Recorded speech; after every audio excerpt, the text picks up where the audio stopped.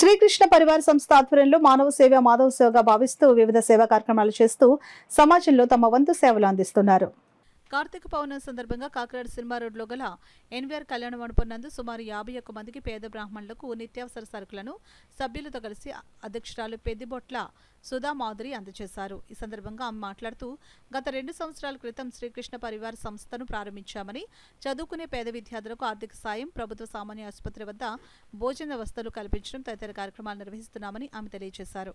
దుప్పట్లు, విస్లింకర్లు అలాంటివి సమకూర్చడం, ఇవే కాకుండా ఎవరికైనా మెడికల్ ట్రీట్మెంట్కి అవసరమైతే విరాళాలు ఇవ్వడం అండ్ ఆర్థికంగా వెనకబడిన వాళ్ళకి చదువుకి సహాయం చేయడం అండ్ ఈ రోజున ప్రత్యేకంగా ఇక్కడ ఈ నందమూరి కళ్యాణ మండపంలో మా శ్రీకృష్ణ పరివార సేవా సంస్థ తరపున కార్తీక మాసం సందర్భంగా 51 మంది బ్రాహ్మణులకు స్వయంపాకం, దక్షిణ తాంబూలాలు ఇవ్వాలనే సంకల్పంతో ఈరోజు కార్యక్రమాన్ని డిజైన్ చేయడం జరిగింది.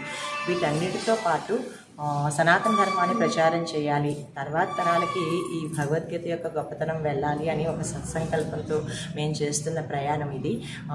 అయితే ఎక్కువ మనం కాకినాడలో జీజీహెచ్ దగ్గర మేము అక్కడ పేషెంట్స్ యొక్క అటెండెన్స్కి అవసరమైన బ్రేక్ఫాస్ట్, లంచ్ అవి ప్రొవైడ్ చేస్తూ ఉంటాము.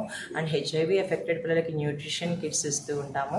ఇలా రకరకాల సేవా కార్యక్రమాలతో మొత్తం 500 మంది విద్యార్థులతో ఈ ప్రయాణం ముందుకు జరుగుతుందండి. హరే కృష్ణ.